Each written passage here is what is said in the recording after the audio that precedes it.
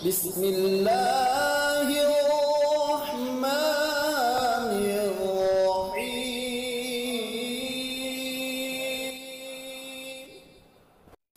وذكر فإن الذكرى تنفع المؤمنين.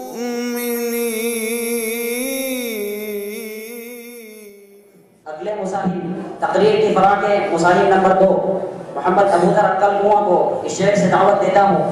کتاب فطرت کے سر ورق پہ جو نام احمد رقم نہ ہوتا، کتاب فطرت کے سر ورق پہ جو نام احمد رقم نہ ہوتا، تو نقش ہستی ابھر نہ سکتی وجود لوح و قلم نہ ہوتا. وہ محفل کون و بقا نہ ہوتی جو امام رسول نہ ہوتا، زمین نہ ہوتی فلک نہ ہوتا، عرب نہ ہوتا عجم نہ ہوتا.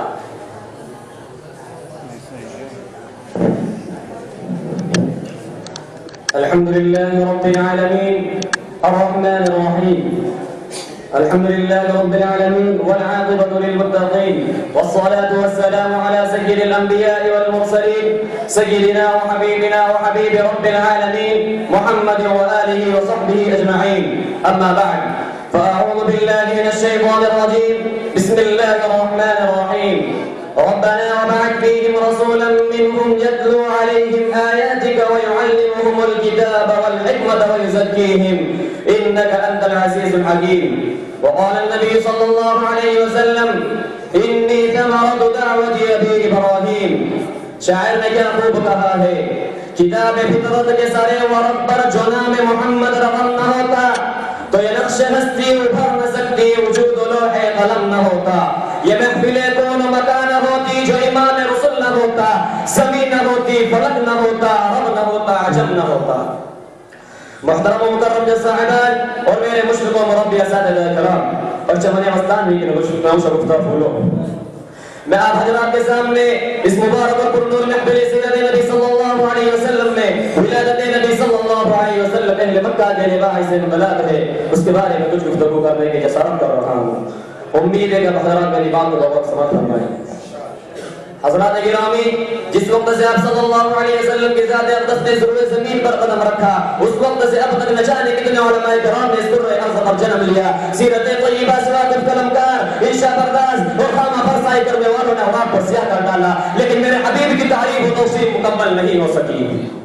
حضرات گرامی، حبیب خدا اس وقت پیدا ہوئے جب حرم میں اللہ کا نام لینے سے انکار کیا جا رہا تھا، کفر و الحاد کا ڈنکا بج رہا تھا، دم توڑ دی ہوئی انسانیت کو سکارا دینے والا کوئی نہیں تھا، اللہ وحدہ لا شریک وحدانیت کا بتانے والا کوئی نہیں تھا، روحوں کی بے قراری کو قرار دینے والا کوئی نہیں تھا، سزدتی ہوئی انسانیت کو سکارا دینے والا کوئی نہیں تھا، مخلوق کو اپنے رب حقیقی کا وطن بتانے والا کوئی نہیں تھا، مکہ کی حکومت کو صحیح طور پر چلانے والا کوئی نہیں تھا، کعبے کا صحیح طور پر طواف کرنے والا کوئی نہیں تھا. الغرض، ضرورت تھی کہ اس انسان کی جو پوری دنیا کو رہا کر لا سکے، ضرورت تھی اس انسان کی جو بچھڑے ہوا کو ان کے رب سے ملا سکے، ضرورت تھی اس انسان کی جو گمراہوں کو ان کے رب کا پیغام سنا سکے، ضرورت تھی اس انسان کی جو جاہلوں کو علم کی راہ دکھلا سکے، ضرورت تھی اس انسان کی جو اس دھرتی پر اخلاق کا داغ میں لا سکے، ضرورت تھی اس انسان کی جو انسانوں کو انسانیت کا درس دے سکے، ضرورت تھی اس انسان کی جو اس دھرتی پر بغض و حسد، کینہ و کبر، عداوت و دشمنی کے سب پنپتے ہوئے امراض کا علاج کر سکے.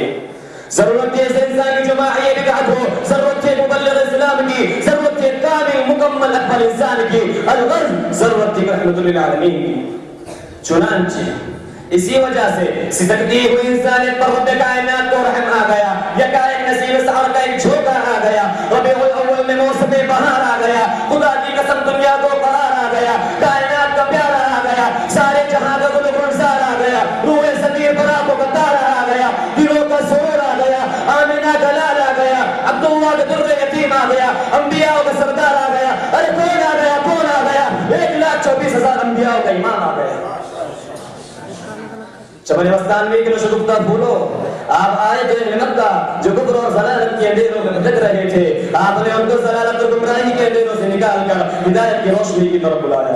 وہی اہل مکہ جنہیں شراب، زنا اور جوئے کے بغیر نیند نہیں آتی تھی، لیکن جب میرے حبیب نے حرمت شراب کا اعلان فرمایا تو مدینہ کی گلیوں میں شراب اس طرح بہتی نظر آئی جیسے نالیوں میں گندا پانی بہتا ہے. یہی تو میرے نبی کی آنے کی شان تھی.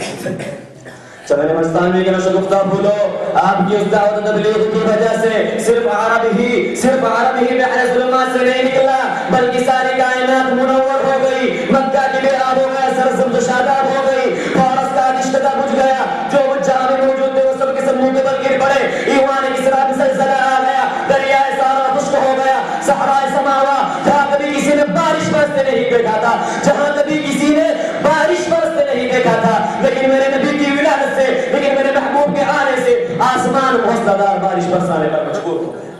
یہی تو میرے نبی کیا ہے نشان تھی۔ صرف اتنا ہی نہیں، سنو سنو، محبوب آپ آئے تو بزدل بہادر بن گئے، رسول شریف بن گئے، رہزن رہبر ہو گئے۔ کیوں نہ کہوں، کوئی مسجد کو نکلا تو میں منسی بن گیا، کوئی جھنڈے کے نیچے تلوار لے کر آیا تو غازی بن گیا، قرآن اچھا پڑھا تو قاری بن گیا، کعبے کو دیکھا تو حاجی بن گیا۔ محبوب، او میرے محبوب، جس نے تیرے چہرے کو دیکھا صحابی بن گیا۔ یہی تو میرے نبی کیا ہے نشان تھی۔ چنانچہ اور اب آپ کو ذرا چلا دوں، سنا دوں، بتا دوں، نقشہ دکھا دوں کہ حضور سے پہلے کیا تھا۔ حضور آئے تو کیا ہو گیا؟ حضور کے آتے ہی دنیا میں انقلاب آ گیا، اسلام میں شباب آ گیا، خدا کا انتخاب آ گیا، انتخاب کا جواب آ گیا، یتیموں کا حق دلانے والا آ گیا، حرام و حلال کی پہچان کرانے والا آ گیا، خدا کا فرمان بتلانے والا آ گیا، جنت کی طرف دعوت دینے والا آ گیا، جہنم سے ڈرانے والا آ گیا، بے بسوں بے کسوں کا سہارا آ گیا، ایک لبم کا غمخار آ گیا، یعنی رحمت للعالمین آ گیا۔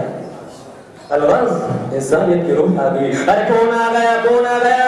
شاعر کے تعلیم میں برائے غم کھانے والا، مراد غریبوں کا بر لانے والا، مصیبت میں بندوں کے کام آنے والا، یتیموں کا ملجا ضعیفوں کا ماوا۔ چمالے استان بھی کرو شکفتہ بھولو، حضور کے آتے ہی دنیا میں انقلاب آ گیا۔ وہی کعبہ جس میں لات و عزا کے نعرے تھے، وہاں اللہ اکبر کے نعرے گونجنے لگے۔ جو لوگ معصوم بیٹیوں کو زندہ دفن کر دیتے تھے، وہی لوگ بیٹیوں کو ورثہ دینے لگے۔ جو لوگ یتیموں کا مال کھاتے تھے، وہی لوگ یتیموں سے محبت کرنے لگے۔